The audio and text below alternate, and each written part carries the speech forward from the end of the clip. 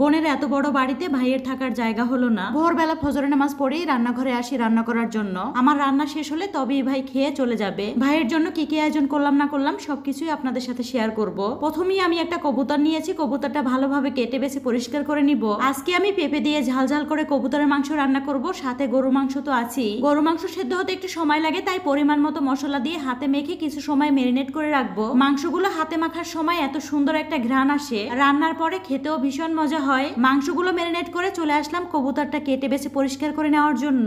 অনেকদিন পর ভাই আসছে, এখন তো আর মন চাইলেই ভাইকে রান্না করে খাওয়াতে পারি না। দেখবেন টাকা পয়সা সম্পত্তির জন্য ভাই বোনের মধুর সম্পর্কটাও একটা সময় শেষ হয়ে যায়। যাই হোক, অন্যদিকে মেরিনেট করা গরু মাংসগুলো রান্না বসিয়েছি, কবুতরের মাংসগুলো পরিষ্কার করে নিয়েছি। আজকে আমি পেঁপে দিয়ে কবুতরের মাংস রান্না করব। চুলায় কড়াই বসিয়ে পেঁয়াজগুলো ভেজে নিয়ে সব ধরনের গুঁড়া মশলা দিয়ে দিব, সাথে পরিমাণ মতো বাটা মশলা দিয়ে ভালো করে কষিয়ে নিব।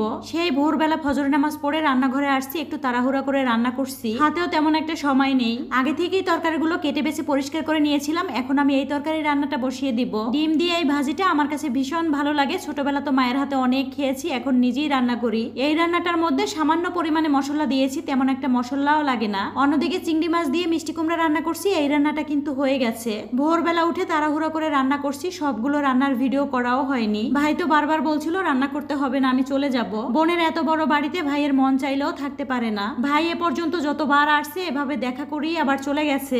যাই হোক, একদিকে পেঁপেগুলো কেটে নিচ্ছি, অন্যদিকে গরু মাংসগুলোও কষিয়ে নিচ্ছি। প্রথমেই গরু মাংস রান্না বসিয়েছিলাম, যেহেতু সেদ্ধ হতে একটু সময় লাগে, হাতেও তেমন সময় নাই। ভাবছিলাম ভাইয়ের জন্য ছোট্ট একটু আয়োজন করব, তাও একটু একটু করে রান্না করতে করতে অনেকগুলোই রান্না হয়ে গেল। ভাই তো আমার সাথে রাগ করে বসে আছে, বলছে কোনো কিছু না খেয়েই চলে যাবে। আমাদের বাসার পাশ থেকেই ভাইয়ের অফিসে যেতে হয়, মন চাইলেও ভাইয়েরা প্রতিদিন বোনের বাড়িতে আসতে পারে না। গতকালকের ভিডিওতে দেখেছেন গ্রাম থেকে ভাই কত কিছু নিয়ে আসছে। গ্রামের খাবারগুলো বোনকে দেওয়ার জন্যই আসছিল, হাতে ছিল মাত্র কয়েকটা ঘন্টা, তার মধ্যেই সবকিছু রান্না করতে হয়েছে।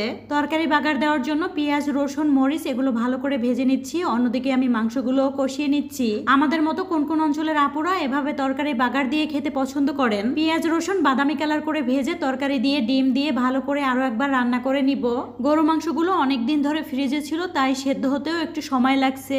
আমার কবুতর রান্না করার ভিডিও দেখে অনেক আপুরাই বলেন কবুতর কেটে বেছে পরিষ্কার করে রান্না করতে তো অনেক সময় লাগে, আপু একা একা আপনি কি করেন? আমার কাছে কি মনে হয় জানেন, দুনিয়ার সবচেয়ে সহজ কাজ কবুতর পরিষ্কার করা। কবুতর পরিষ্কার করে নিতে গরম পানিরও প্রয়োজন পড়ে না, খুব সহজেই পরিষ্কার করা যায়। জামাই অসুস্থ হওয়ার পর থেকে 2 দিন পর পরই কবুতর কেনা হয়। বলতে পারেন আমার তো একেবারে অভ্যাসই হয়ে গেছে এগুলো পরিষ্কার করার। ছোট্ট একটা কবুতরের মধ্যে দেখেন কতগুলো মাংস হয়েছে।